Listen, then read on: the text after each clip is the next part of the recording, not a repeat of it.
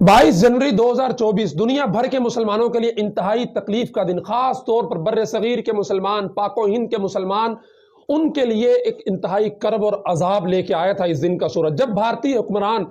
मोदी सरकार ने बाबरी मस्जिद की जगह पर राम मंदिर का इफ्तिताह करते हुए बाकायदा तौर पर उसे अपने भगवान राम की जन्मभूमि करार दिया और 50 मीटर लंबी राम की मूर्ति का इफ्तिताह वहां पर जो है वो किया गया। मोदी सरकार जो अपने क़याम के अव्वल रोज से ही मुसलमानों के खिलाफ इंतहा पसंदाना इक़दामात की वजह से पूरी दुनिया के अंदर मशहूर है। मोदी के दौरे हुकूमत में मुसलमानों को एक लम्हे का सुकून और एक दिन का चैन मुयस्सर नहीं आया। मोदी सरकार की इब्तदा ही 1992 में बाबरी मस्जिद की शहादत से होती है और इसके मैनिफेस्टो के अंदर सबसे बड़ी जो चीजें वाज़े तौर पर नजर आई हैं जिसने हिंदू वोटर्स को मुतवज्जे किया वो मुसलमानों के खिलाफ इक़दामात थे। 2024 इंतखाबात का साल, मोदी सरकार के पास अपनी कारकर्दगी दिखाने के लिए कुछ नहीं था तो मोदी ने सोचा कि ट्रंप कार्ड इस्तेमाल करते हुए बाबरी मस्जिद की जगह पर राम मंदिर का इफ्तिताह किया जाए और इसी को अपनी इंतखाबी कैंपेन और इलेक्शन कैंपेन के लिए इस्तेमाल किया जा सके। नाज़रीन, बाबरी मस्जिद जिसकी बुनियाद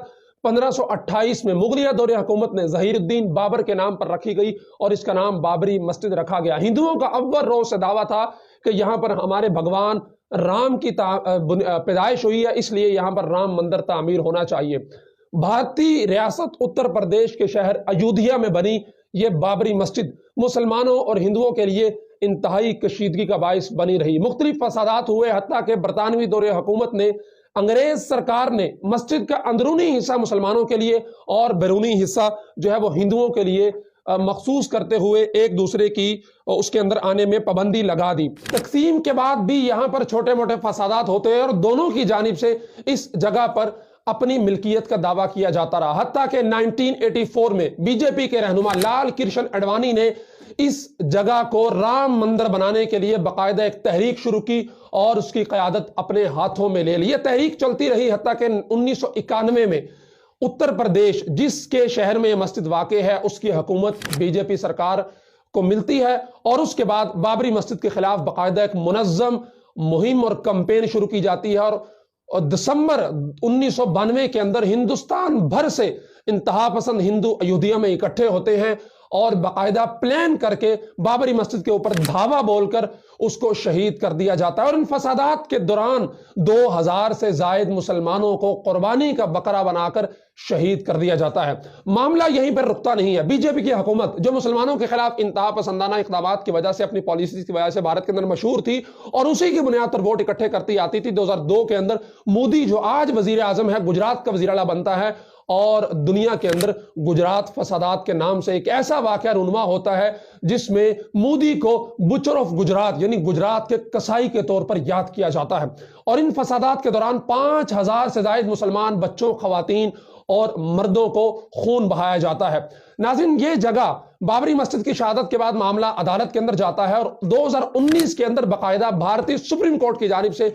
इस जगह पर राम मंदिर तामीर करने का फैसला जारी किया जाता है और मुसलमानों को 5 एकड़ की मुतबादिल जगह फराहम कर दी जाती है। 2020 के अंदर मोदी सरकार इस जगह पर राम मंदिर का संगे बुनियाद रखते हैं और गुज़िश्ता कल यानी 22 जनवरी 2024 को भारतीय वजीर आजम ने इस जगह का बाकायदा इफ्तिताह किया। और सिर्फ भारतीय वजीर आजम यहां पर मौजूद नहीं थे। आपको भारतीय हिंदुओं की मेंटालिटी में बताना चाहता हूं, दिखाना चाहता हूं कि भारत के तमाम बड़े बड़े क्रिकेटर, सचिन तेंदुलकर जिन्हें क्रिकेट की दुनिया का भगवान कहा जाता है, वो भी यहां पर शिरकत करते हैं और एक एजाज के तौर पर आते हैं। भारतीय फिल्मी सितारे बड़ी तादाद के अंदर, बड़ी भारी जो है वो तादाद के अंदर अपनी फैमिलीज के साथ यहां पर आते हैं और इस इफ्तिताह के अंदर शिरकत करते हैं। इसके अलावा आरएसएस के जो सरबराह हैं मोहन भागवत, वो भी मौजूद होते हैं। योगी आदित्यनाथ जो वजीर आला हैं और मुसलमानों के खिलाफ इंतहा पसंदाना इक़दामात की वजह से पूरी दुनिया के अंदर मशहूर है, जो कहते हैं कि हमने जो है वो मक्का मुकरमा को भी अपने कब्जे के अंदर लेना है, कि ये भी हमारे भगवान की जगह है,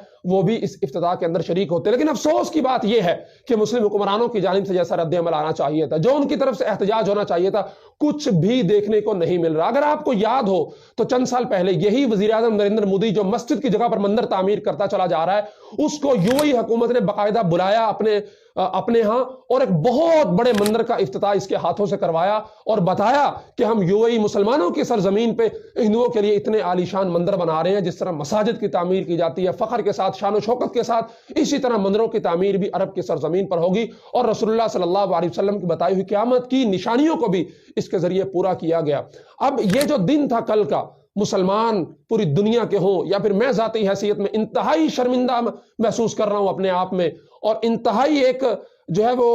مایوسی کی کیفیت ہے کہ اگر آج مسلمانوں کی خلافت ہوتی، ایک جھنڈا ہوتا، مسلمان کا درد محسوس کرتا، ہم یہ جغرافیائی حدود سے بالاتر ہو کے مسلمانوں کے مفادات کی خاطر سوچتے، ہم صرف ایک مسلمان بن کر سوچتے، ہم ایک امتی کی حیثیت سے جیتے، تو کبھی مودی کو اتنی جرت نہ ہوتی کہ وہ بابری مسجد کی جگہ پر 1528 میں بنائی گئی بابری مسجد، اور اتنے 100 سال کے بعد آج وہاں پر رام مندر کا افتتاح کرتا اور دندناتے ہوئے وہاں پر تقریریں کرتا کہ یہ ابتدا ہے، آپ اس کو آگے مزید بڑھتے ہوئے دیکھیں گے۔ یہ ایک اشارہ تھا، یہ ایک سائن تھا، یہ ایک وارننگ تھی کہ ہم یہاں پر رکیں گے نہیں، مسلمانوں تم سے جو ہو سکتا ہے کر لو، ہم اس جگہ سے آگے بڑھتے ہوئے دیگر مساجد جن پر ہم دعویٰ کرتے چلے آ رہے ہیں، وہاں پر ان مساجد کو گرا کر وہاں پر مندروں کی تعمیر کریں گے۔ اگر اس چیز کو روکنا ہے، مسلمانوں کو آگے بڑھنا ہوگا۔ کیا ہم مسجدوں کو کیا بچائیں گے؟ ہم غزہ کے اندر اپنے بچوں کو بچا نہ سکے، اپنی بہنوں کی عزتوں کو بچا نہ سکے، تو ہم مسجدوں کو کیا بچا سکیں گے؟ لیکن قیامت کے روز یہ بابری مسجد کی ایک ایک اینٹ رسول اللہ صلی اللہ علیہ وسلم کے ساتھ اللہ کی دربار کے اندر کھڑی ہو کر ہمارے حکمرانوں کو گھسیٹے گی اور کہے گی کہ یا اللہ، میری حرمت پر جو ہے وہ یہ ہندو آ کر مودتے رہے اور تیرے سوا مورتیوں کی عبادت کرتے رہے اور فخر کے ساتھ اعلان کرتے رہے، لیکن کسی مسلمان کے اندر اتنی جرت نہیں تھی کہ وہ ان کو روک سکتا۔